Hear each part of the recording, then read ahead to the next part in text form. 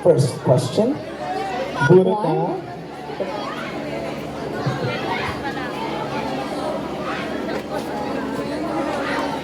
Four. Hindi ko niya nabasa. Number 4. Alright. So, we're gonna flash picture and our blood wall. Okay. Mas maganda. Alright, in your own words, how do you explain this picture? Maraming salamat po sa inyong napakagandang katanungan. Marahil sa pagkakataon pong ito, makikita po natin sa ating LED wall ang isang ina at ama na kasama ang kanyang anak na nagsisiyahan na minsan ay hindi ko nadama. Dahil palagi po nating tatandaan, ang magkaroon ng isang masayang pamilya ay pinaka-importante sa ating buhay. Kayo man ay mahirap o mayaman, basta't kumpleto ang pamilya, makontento ka dahil ang pamilya ang pinakamahalaga sa ating buhay. Because always remember, family is thicker than water. Thank you. Thank you so much. Family number 1, Rabia Mateo. I'll pick a number.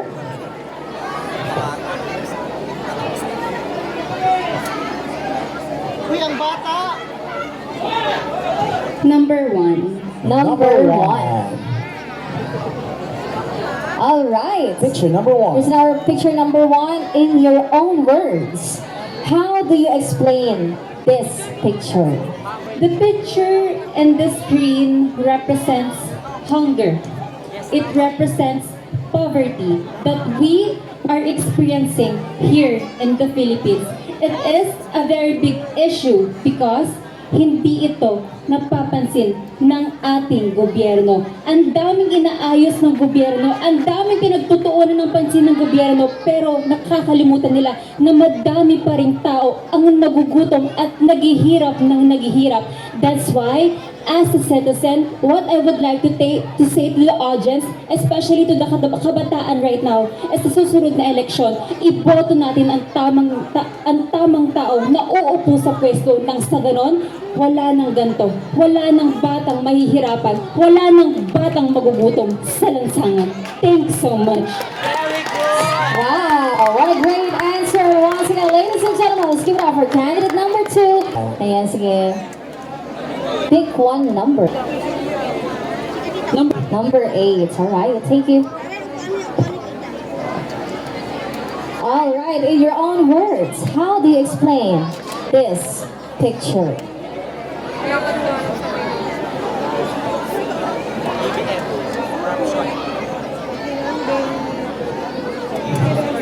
As you can see in our LED wall is a word corruption. And as you can see, there's a signage that's stop that says we must stop or we must be against corruption. Ladies and gentlemen, corruption is a big word because it comprises one of the root cause of problem, I think, at least on my end, one of the root cause of the problem in our society is the corruption. Because I believe dito nagsisimula ang kasamaan. This is the root cause where poverty existing. This is the root cause of people who are not aligning to the constitution that they are promised for. The leaders na nangako sa atin na bigyan tayo ng magandang buhay, na nangako sa atin na bigyan tayo ng magandang kinabukasan.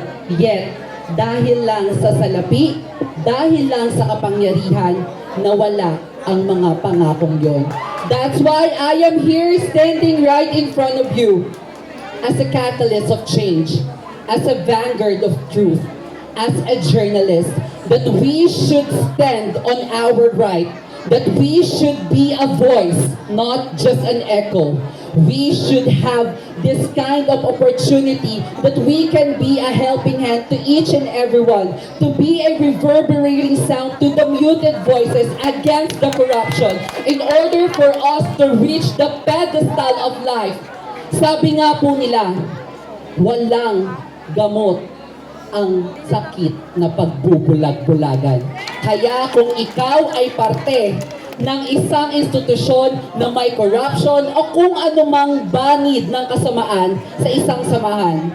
Magsalita ka dahil kailanman ang katotohanan ay hindi mananahimik. Just like me, I am a journalist with authentic news with no biased views. Thank you. Once again, candidate number 3, Daniel Carino Asabuche, aka Mikey Quintos. Number? I picked number 10. Alright? Para po sa mga audience natin, konting katahimikan lang po. Alright, in your own words, how do you explain this picture? Good evening once again, ladies and gentlemen. The picture that we seen in the LED wall is a teacher and a student wearing a face mask. It only means that this education, it happens during the pandemic times. Naniniwala ako, mahal kong manonood, na ang larawang ito ang isang simbolo na kinakailangan hindi palagpasin sa bawat araw at buhay ng isang tao. The pandemic that was happening in our society, in our country ay napakahirap. Marami ang nawalan ng trabaho. Marami ang nawalan ng mahal sa buhay. Pero kahit kailan, hindi tumigil ang edukasyon. Dahil naniniwala tayong lahat na ang edukasyon ang pinakamabisa, pinaka-epektibo na kinakailangan ng sambayanan. At naniniwala ako ng edukasyon ang tanging susi sa isang pangarap ng isang tao. Opo, isa yan sa dahilan kung bakit ako patuloy na nakipagpatimpalak sa gatong klase ng pageantry. Naniniwala ako na bukod sa edukasyon sa loob ng paaralan, meron ding edukasyon sa labas ng lansangan. At yan ang tinatawag nating street smart. Dahil ang tao ay hindi lang nabubusog sa kaalaman mula sa libro. Nabubusog din ito sa kaalaman mula sa tahanan, sa magulang, sa pamilya. At ngayong gabi, isa ko sa patunay at buhay na patotoo na ang pag-aaral ang kinakailangan ng bawat isa. Nang sa ganun, ang pangarap ay magkatotoo. Because I am a living testimony that dreams really do come true. Through education, through being smart-wise, lahat ng pangarap mo magiging posible hanggat alam mo sa sarili mo kung paano ka magiging responsable. Maraming salamat po. Alright, you may now pick a number for your question.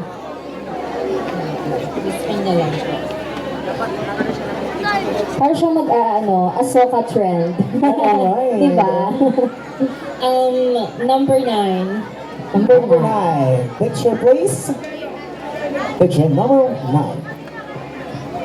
Alright, for this picture, in your own words, how do you explain this picture? Thank you very much. Wow.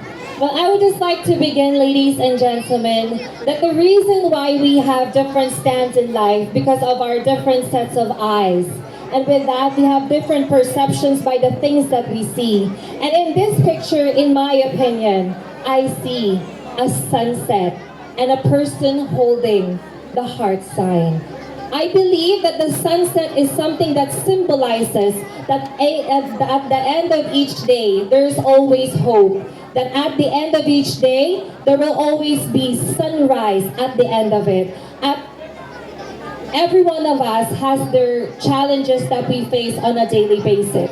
Some of us may have problems on our lives. However, let's always take in mind that the sunset itself represents love and hope. Na minsan sa ating buhay, pahihirapan tayo. Minsan akala natin na ang kadiliman ay panghabang buhay na. Ngunit katulad nitong litratong ito, patuloy pa rin ang buhay dahil ang puso natin ay nasa ating sarili. Dahil bukas makalawa, lagi natin pakatatandaan na ang araw ay lagi pa rin tataas at lagi natin pagpapatuloy ang ating pangarap because life still goes on. And while our hearts are still beating and we can still see the sunset and the sunrise, we should always be good people. We should always choose to be kind, respect, and accept our differences.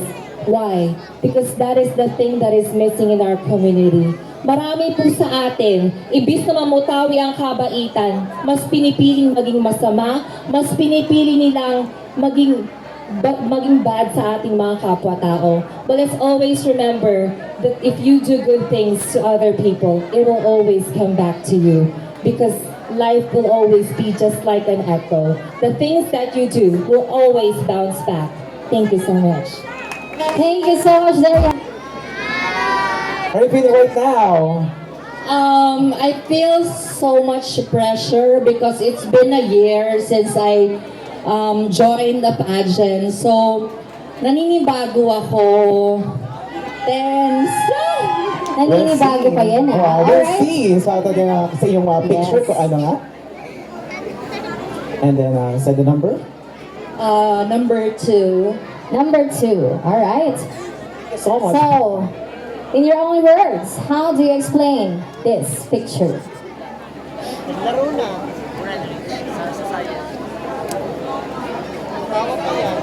Okay. The picture in front of us is saying about a barrier between the rich and the poor. We will always think that the poor becomes poorer, the rich becomes richer because of the greedy people in our society. Many of us are suffering because of poverty, because of the graft and corruption in our political stability. There are many rich people who doesn't have the conscience within their hearts to help those who are in need. Therefore, I believe as a citizen and as a human being, let us always have love within every people who surrounds us. Let us always have the sincerity to help one another so that this barrier will be eradicated in our society and in our world. Because always remember this, ladies and gentlemen, that if each and every one of us will do good things for the benefit not only for ourselves, but for the benefit of every people who surrounds us, therefore, this nation will be something like a paradise where there is no graft and corruption, where there is no poverty, and there is no challenges. But I believe, ladies and gentlemen, if we will just work hand in hand to have a good society, therefore, every one of us will have a big, big smile on our faces. So at the end of the day, let's be a beneficial for one another, because what you do for yourself dies with you, but what you will do for humanity will ever remain eternal. Thank you so much. All right. Can you read the numbers? Number 7. Picture number 7.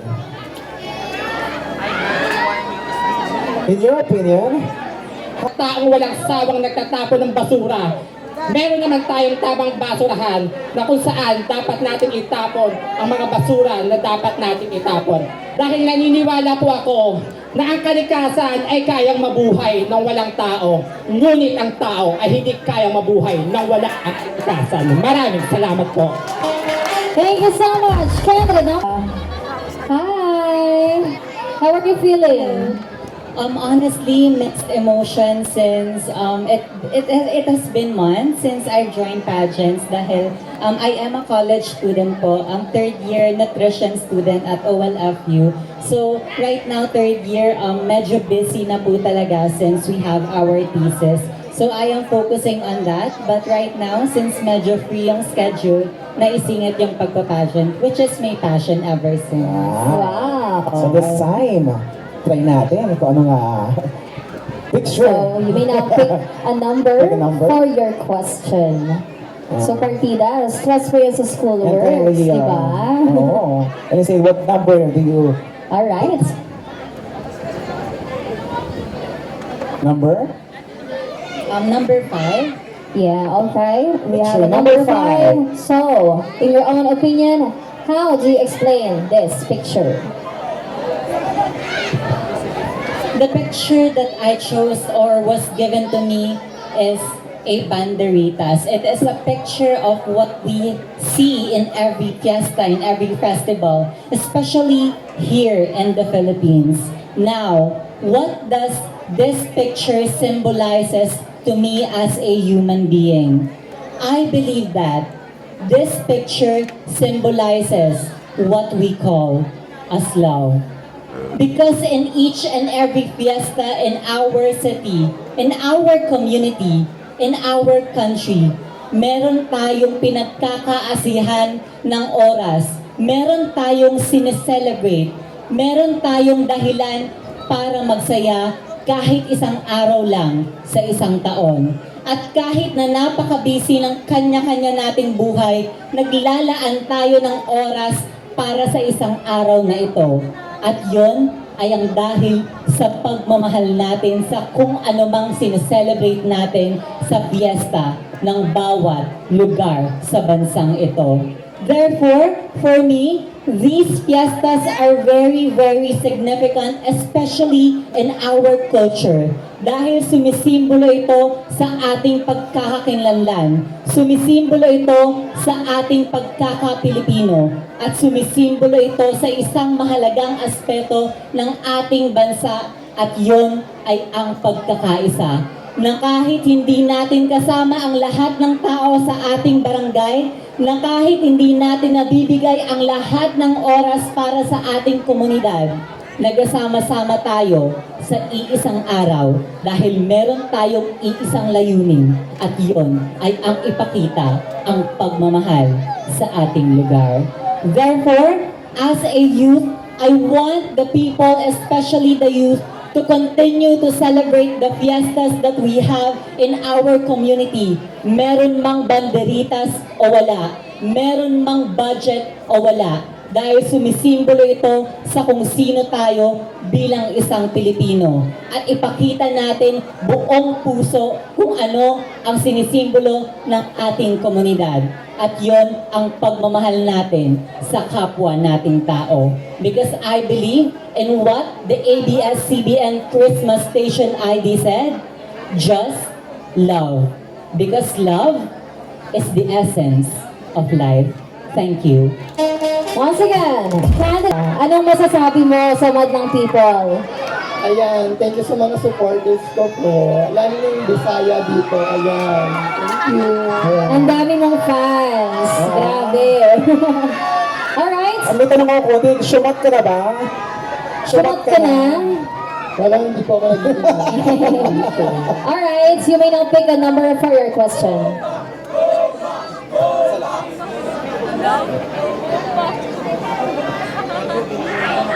What is the number? Number 3. Picture Number three. number 3. Alright, in this picture, in your own opinion, how do you explain this picture on the LED wall? Yes. Ayan po yung sa picture po is marami pong usok, is siguro mga factory po siya. Yes, yung factory po na yan, ayan po ang nakakasira po sa atin. Ayan po yung nakaka-apekto po sa hangin po dito sa Manila. Kaya po nan, kaya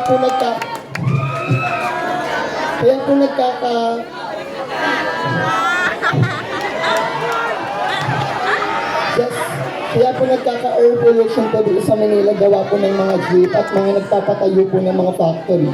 Kaya po siguro nagkakaroon po tayo ng mga sakit dito because of the air pollution po. Yes. Kaya po dapat tigil-tigilan na po natin ang pagpuputol at lalo na po pagpapatayo pa po ng factory at pagdadagdag pa po ng mga sasakyan upang maiwasan po natin ang sakit na dulot po nito. Maraming salamat po.